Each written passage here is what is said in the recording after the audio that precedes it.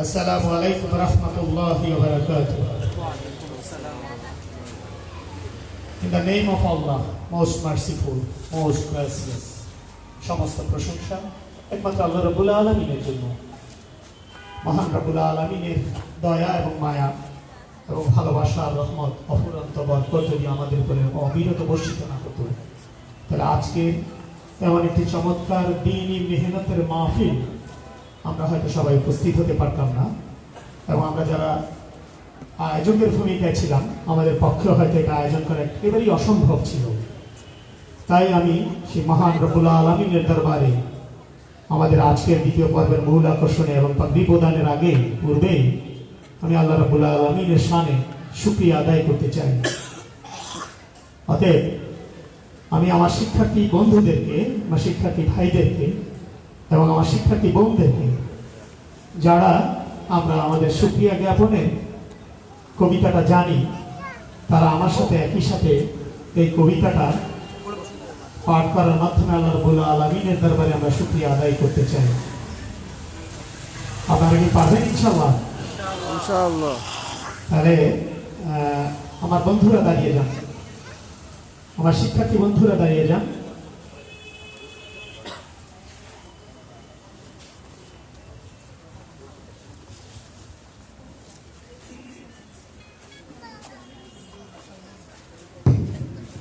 আমার সহকর্মীবৃন্দ, সহকর্মী ভাইরাও যদি দাঁড়িয়ে যান, আল্লাহ রাব্বুল আলামিনের শুকর আদায়ের জন্য আমরা শুকরিয়া জ্ঞাপন করি।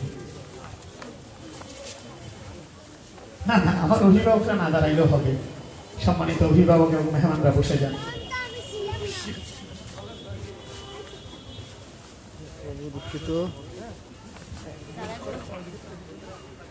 শুকরিয়া শুকরিয়া শুকরিয়া, মাহফিল হলো শুকরিয়ার, আয়োজন করলো মঈনুদ্দিন মুসলিম মাদ্রাসা।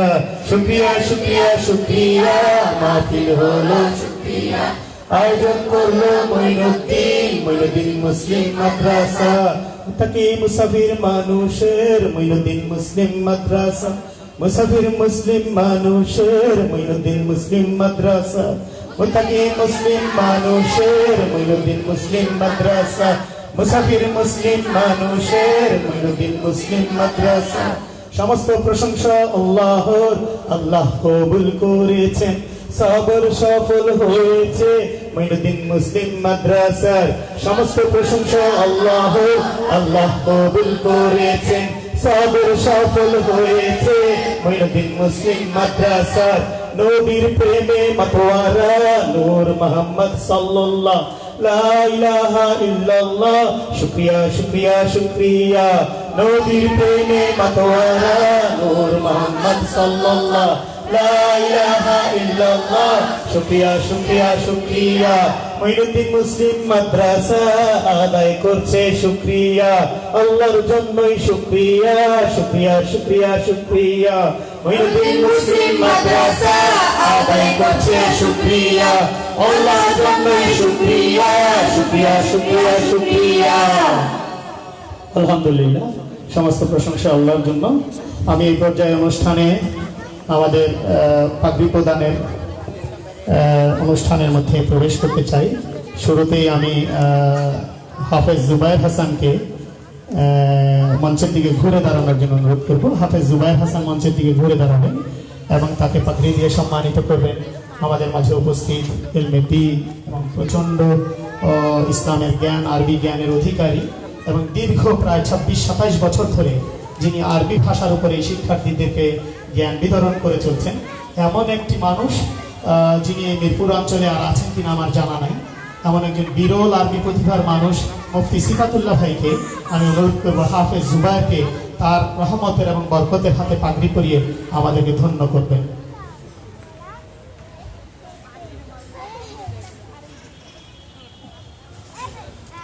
হাফেজ জুবায়ের হাসানকে পাগড়ি পরিয়ে দিচ্ছেন মিরপুরের অতি সুপরিচিত এবং আরবি ভাষা জ্ঞানের প্রচন্ড মেধাবী মানুষ, শেওড়াপাড়া কেন্দ্রীয় মসজিদের খতিব, দীর্ঘদিনের প্রায় 25-26 বছরের খতিব উনি, মুফতি সিফাতুল্লাহ ভাই, আমাদের দ্বীনের ভাই, প্রাণের ভাই, আমার বন্ধু বল, আমার সাথী ভাই হাফেজ জুবায়ের হাসানকে পাগড়ি পরিয়ে দিচ্ছেন।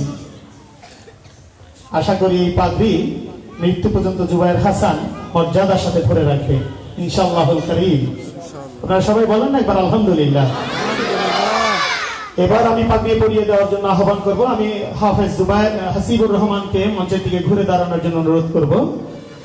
হাফেজ হাসিবুর রহমানকে পাগড়ি পরিয়ে দেওয়ার জন্য আমাদের মাঝে উপস্থিত আমার দিনের ভাই, প্রাণের দোস্ত, জানে জিগার, খুবই ভালো মানুষ, বন্ধু মানুষ, প্রচন্ড ধন কুবের। তার ধনের যদি একটু অংশ আল্লাহ রাব্বুল আলামিন আমাকে দান করতেন, হয়তো মঈনুদ্দিন মুসলিম মাদ্রাসাকে নিয়ে আমি আরো অনেক দূরের পথ পাড়ি দিতে পারতাম। এমন একটি ধন কুবের মানুষ আমাদের মাঝে উপস্থিত হয়েছেন এবং ওনার একটি ছোট্ট পরিচয় আপনাদেরকে না দিলেই নয়, আল্লাহ রাব্বুল আলামিন আমার উপরে নারাজ হয়ে যাবেন। আমি এই জন্যই ওনার পরিচয়টা আপনাদের মাঝে দিতে চাই। আপনাদের আমার সামনে যেহেতু আমাদের অভিভাবকরা রয়েছেন, তাদের দিলের জজবা তোলার জন্য। যদি সত্যিকার অর্থে আপনারা আল্লাহ প্রেমী হন, নবীর প্রেমে হন আর কোরআনের প্রেমী হন, তাহলে এই মানুষটাকে আপনাদের দেখা উচিত।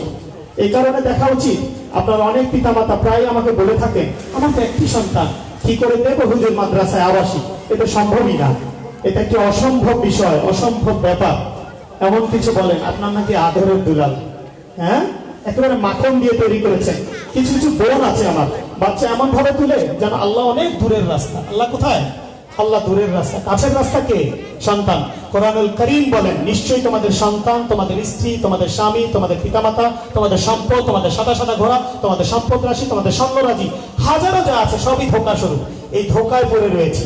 সেই ধোঁকার থেকে বেঁচে থাকা একটি মানুষ আপনাদের সামনে আমি আজকে পরিচয় করিয়ে দেব এবং তারই নূরের হাতে আমি হাফেজ হাসিবুর রহমানকে পাগড়ি পরিয়ে দেওয়ার জন্য আমি তাকে দাওয়াত দিয়েছি। সেই মানুষটার পরিচয় আপনাদের না দিলেই নয়। আপনারা শুনেছেন কিনা, বাংলাদেশ এক সময় জুট মূল্যের উপরে নির্ভরশীল ছিল। আজকে যেভাবে গার্মেন্টস ইন্ডাস্ট্রির উপরে নির্ভরশীল, ঠিক তেমনি বাংলাদেশের অর্থনীতির ব্যবস্থা, অর্থনীতির চাকা জুটের উপরে করতো। এক সময় আমরা ছোটবেলায় আমাদেরকে পড়ানো হতো যে জুট ইজ এ গোল্ড, এটাকে গোল্ড বলা হতো, সোনালী আঁশ বলা হতো। সেই আঁশ সারা বাংলাদেশে মাত্র হাতে গোনা কয়েকটি ফ্যাক্টরি ছিল। তার মধ্যে একটি বিখ্যাত ফ্যাক্টরি ছিল এআরএ জুট মিল। এই এআরএ জুট মিল, আমার সামনে যে ভাই আসবেন, এই জুট মিলের মালিকের সন্তান, তারা উত্তরাধিকারী, এবং তাদের সম্পদের কোনো হিসাব আমার জানা নাই, এত সম্পদ তাদের। তো উনি যখন জন্মগ্রহণ করলেন, ওনারা সবাই, পুরো পরিবার ইংরেজি শিক্ষিত, পুরো পরিবার। ওনার একজন ফুফু, আপন ফুফু, একটাই মাত্র ফুফু, সে বাংলাদেশ নারী সমিতির চেয়ারম্যান। বুঝতেই পেরেছেন তাহলে কেমন একটি ইসলাম বিরোধী রিজিড পরিবারের সন্তান ছিলেন উনি। কঠিনতম ইসলাম বিরোধী পরিবার। আপনারা আর কত মডারাইট, ওনারা আগের যুগে মডারাইট। আমি ওনাদের যে ইতিহাস দেখেছি বা ওনাদের ফ্যাক্টরি ভিজিট করেছি, আমার এখানে অনেক বাচ্চা ওনাদের ফ্যাক্টরি ভিজিট করেছি। কিছুদিন আগে, 2 মাস আগে আমি জামালপুর গিয়েছিলাম। সরিষাবাড়িতে ওনাদের বিশাল ফ্যাক্টরি রয়েছে, প্রায় 100 একরের উপরে। আমি আমার বাচ্চাদেরকে নিয়ে দিয়ে গেছি। আপনাদের শুধু মনের জজবা তোলার জন্য এই ঘটনার কারগুজারিটা আমি বলছি আপনাদেরকে। তো এই ভদ্রলোক এমন একটি পরিবারের সন্তান, যখন উনি জন্ম নিলেন, পুরো পরিবার যখন ইসলামের বিরুদ্ধে ধাবিত হচ্ছে, তখন ওনার পিতাজি, মরহুম পিতাজি, উনি অস্ট্রেলিয়ায় মারা গিয়েছেন বছর 2-3 আগে। অস্ট্রেলিয়ায় দাফন হয়ে গেছে ঈদের দিন। চমৎকার ব্যাপার, উনি ঈদের দিন ওফাত হয়ে গিয়েছেন। তা আপনাদের জজবার জন্য বলছি, কি ইমানদারের পরিচয় আপনারা দিবেন? আপনারা সারাক্ষণ আমরা জ্বালা যন্ত্রণা করেন। তো এই ভদ্রলোক আমার সামনে যিনি এখন দিবেন, এনার জন্য আমি নামটা ইচ্ছা করেই বলছি না, মজা রাখার জন্য। তো ওনার জন্ম হলো, তো ওনার বাবা সিদ্ধান্ত নিলেন আমি আমার সন্তানকে হাফেজ বানাবো। তো বাড়ির আশেপাশে, ওনাদের বাড়ির ধানমন্ডিতে দিলেন। এবার ওনার মা এটা পছন্দ করছেন না, ধরে নিয়ে আসেন, আর উনিও পালিয়ে চলে আসেন। উনি কি করেন? পালিয়ে চলে আসেন, হ্যাঁ, থাকেন না। এরকম করতে করতে অনেক ঘটনা, বড় করবো না ঘটনাটাকে, করতে করতে করতে নিয়ে চাঁদপুরের মমিনপুর নামে একটি জায়গা রয়েছে, আপনারা চেনেন কিনা আমি জানি না। চাঁদপুর জেলায় মমিনপুর নামে একটি জায়গা রয়েছে, যেটা দ্বীপের মধ্যে। আজ থেকে আরো 30 বছর আগে, 40-35 বছর আগে এই মমিনপুর যেতে হতো শুধু ট্রলারে। চাঁদপুর থেকে আলাদা আরেকটি লঞ্চে করে গিয়ে ওই মমিনপুর যেতে হতো, যাতে পালাইতে না পারে ছেলে। এই ধনকুবের মানুষ, আজ থেকে 50 বছর আগে আমার নিজের বাবারও গাড়ি ছিল না। এই ধনকুবের এরা তখনকার দামি দামি গাড়ি চলতেন এসব সন্তানেরা। হ্যাঁ, তখনকার যুগে এসি একেবারে বিরল ঘটনা। সেই সময় তারা এসিতে বসবাস করতেন। এই সন্তানটাকে নিয়ে চাঁদপুরের মমিনপুরে দিয়ে দেওয়া হলো হিফজ পড়ার জন্য। কাঁচা পায়খানা, কাঁচা রুম, কাঁচা মাদ্রাসা, সমস্ত কাঁচা, খাবার শুধু ডালের পানি আর ভাত, আর কিছু নাই।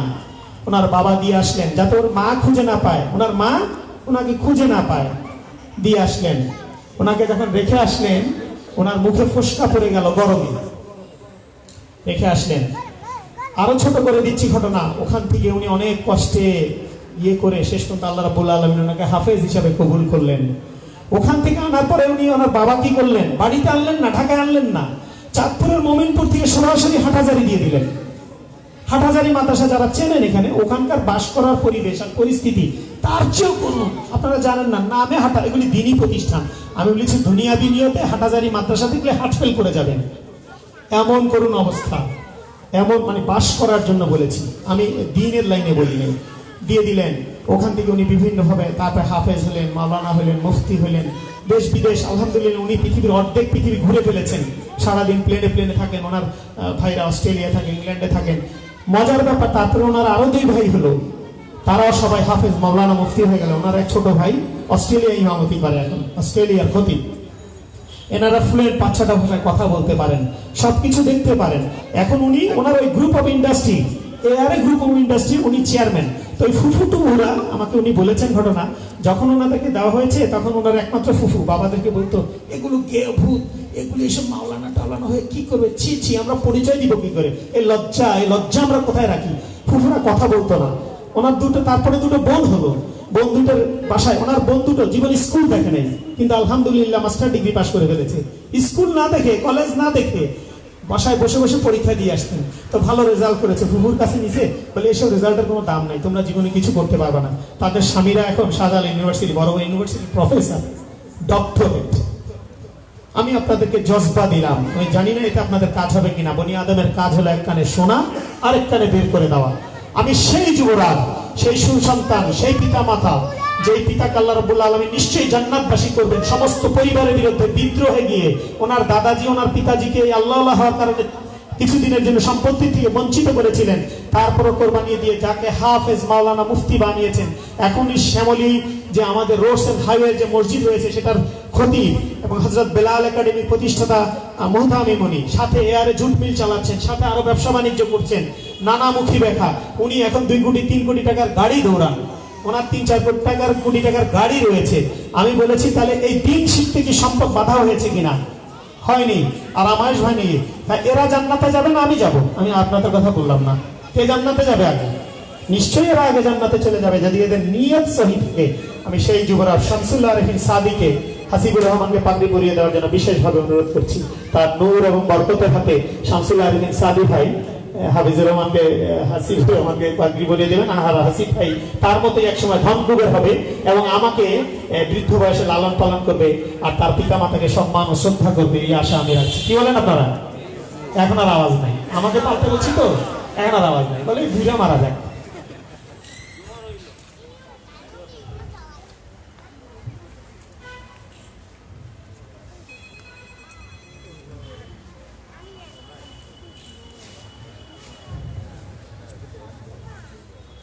উনি ওনার সন্তানদের নাম রেখেছেন শুধু আহম্মদ, শুধু মোহাম্মদ। নামের ধরন দেখেছেন? পারবেন? ওনারা ধানকুবের মানুষ, দেখে নেন, বিশাল ধনী। এখনো এসেছেন একটি প্রায় 3 কোটি টাকার গাড়ি চালিয়ে। আমি একটু আগে দেখেছি আমার চাচা, সিকান্দার চাচার বাড়িতে পার্কিং করেছে।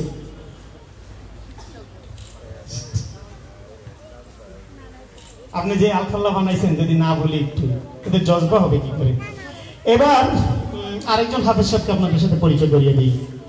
হাফেজ নাইমুর রহমান, পুরনো অভিভাবকরা চেনেন, কিন্তু ওনার পরিচয়টা বিশেষ করে জানা খুব প্রয়োজন, খুবই প্রয়োজন না? ওনার নাম নাইমুর রহমান আরিফ, ওনার গ্রামের বাড়ি পিরোজপুর। আপনারা যারা দীর্ঘদিন আমার সাথে রয়েছেন, তাদেরকে বলতে চাই, যদি মানুষের জজবা থাকে আর প্রেম থাকে আর ভালোবাসা থাকে, অনেক দূর যাওয়া যায়।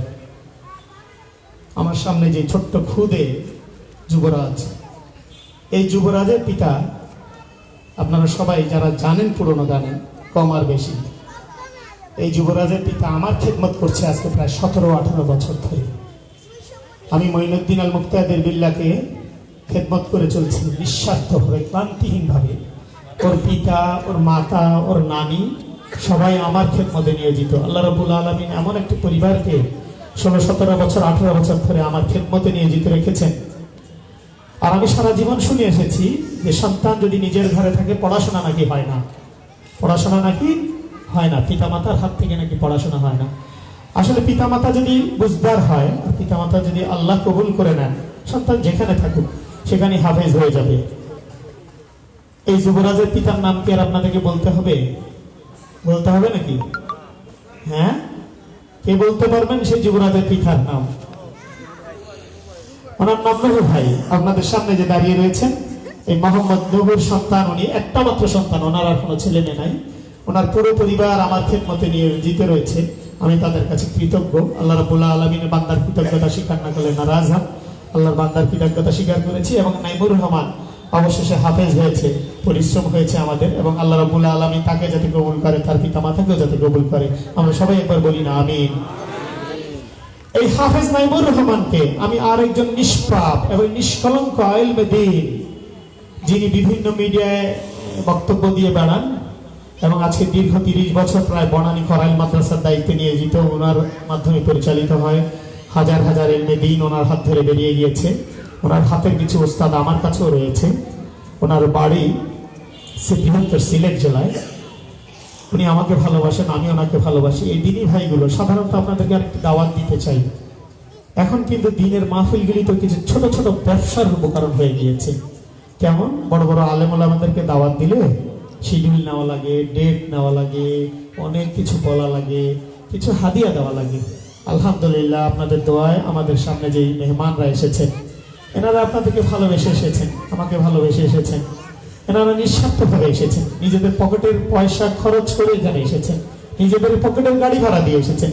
এমন সব ভালো মানুষগুলো এই ফিতনার যুগে, এই স্বার্থপরতার যুগে এরকম মহান মানুষ কোথায় দেখবেন? বিশ্বাস করেন, আল্লাহ রসুল বলেন, যদি তুমি ভালো মানুষ এবং আল্লাহওয়ালা মানুষের চেহারার দিকেও তাকিয়ে থাকো, তোমাদের গুনাহ ঝরতে থাকবে। যতক্ষণ তুমি তাকিয়ে থাকবে ততক্ষণ তোমার গুনাহ ঝরতে থাকবে। আমি আমার সম্মানিত অভিভাবকদের আহ্বান করবো, এরকম বড় বড় নিষ্পাপ আলেমদের দিকে তাকিয়ে থাকার মধ্যে সওয়াব হয়েছে। এমনই একজন আলেম ভাই ওয়াজেদ আলীকে, ভাই নাইমুর রহমানকে পাগড়ি ভরিয়ে দেওয়ার জন্য বিশেষভাবে অনুরোধ জানাচ্ছি। মুফতি ওয়াজেদ আলী মঞ্চে আসছেন। মুফতি ওয়াজেদ আলী, ওনার 5টা ছেলে মেয়ে, সবগুলো হাফেজ। 4টা ছেলে 1টা মেয়ে, সবগুলো হাফেজ। এখন কিতাব বিভাগে বিভিন্ন শাখায় পড়ছে। আর আগে সিফাতুল্লাহ ভাইয়ের যে 4 ছেলে মেয়ে সবাই হাফেজ হাফেজা হয়ে এখন কিতাব বিভাগে পড়ছে, একজন পড়ছে জানি। তাহলে দেখেছেন এখানে যারা আছে তাদের ছেলে মেয়েরা কিন্তু অন্য কোথাও পড়ছে না, সব এই লাইনেই পড়ছে।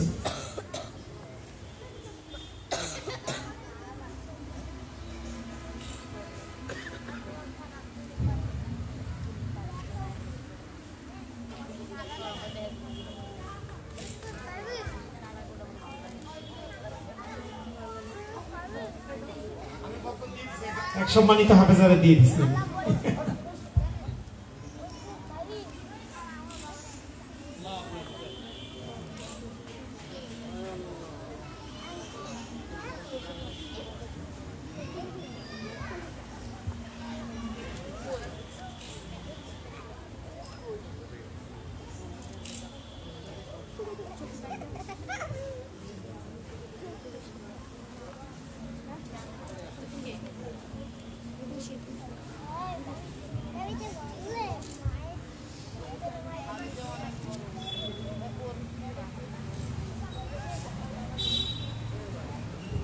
এবার এই হাফেজগুলো গড়ার পিছনে যারা অক্লান্ত পরিশ্রম করেছেন,